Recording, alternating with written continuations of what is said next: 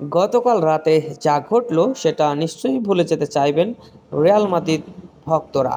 নিজেদের ঘরের মাঠে হারল ম্যানচেস্টার সিটির বিপক্ষে। শুরুতেই বেশ আক্রমণাত্মক ছিল রিয়াল মাদ্রিদ। ভিনির গোল মিসটা না হলেই শুরুতেই তারা একটি গোল পেয়ে যেতে পারত, কিন্তু তার কিছুক্ষণ পরেই গোল করে বসলো ৩২ ম্যাচ পরে গোল পাওয়া সেই রদ্রিগো।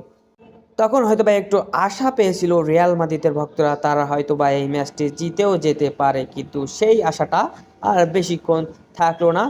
গোল করে বসলো ৩৫ মিনিটের মাথায় ম্যানচেস্টার সিটির খেলোয়াড়। কর্নার কিক থেকে বাড়ানো বলের একেবারে ফ্লাইটটা মিস করে যায় ওই কোর্তোয়া। তার হাত থেকে বলটি ফসকে যায়। পরবর্তীতে বলটিকে জালে জড়ায় ম্যানচেস্টার সিটির খেলোয়াড়রা।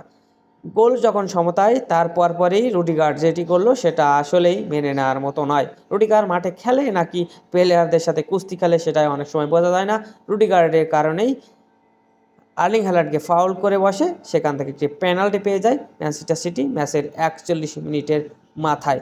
এবং কোর্তোয়ার কী করার ছিল, সেই পেনাল্টি কিকে একেবারে ঠান্ডা মাথায় বল জালে জড়িয়ে এবারে চ্যাম্পিয়ন্স লিগের ২০২৫-২৬ মৌসুমে ষষ্ঠ গোল দেখা পেয়ে গেল আর্লিং হালান্ড। সেই সাথে এগিয়েও গেল ম্যানচেস্টার সিটি ২-১ গোলের ব্যবধানে।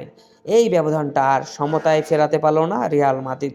যদিও তারা অনেকবার চেষ্টা করেছিল, এর মাঝেও ম্যানচেস্টার সিটিও সুযোগ পেয়েছিল। দুর্দান্ত সেভ করেছে কর্তোয়া। অপরদিকে ওই ম্যানচেস্টার সিটির গোলরক্ষকও দুর্দান্ত সেভ দিয়েছে বেশ কয়েকটি, কিন্তু সহজ সুযোগ পেয়ে গেছিল বেলিংহাম। একেবারে অনেস্ট ওয়ান পজিশনে পেয়ে গেছিল, সেখান থেকে বলটিকে আর পোস্টে জড়াতে পারলো না ওই বেলিংহাম। একেবারে সেই দিকে এনরিকো একটি চমৎকার হেড করেছিল, সেখান থেকে কিছুই করা ছিল না, ভাগ্য সহায় হয়নি, আর ম্যাচে ফেরা হলো না রিয়াল মাদ্রিদের।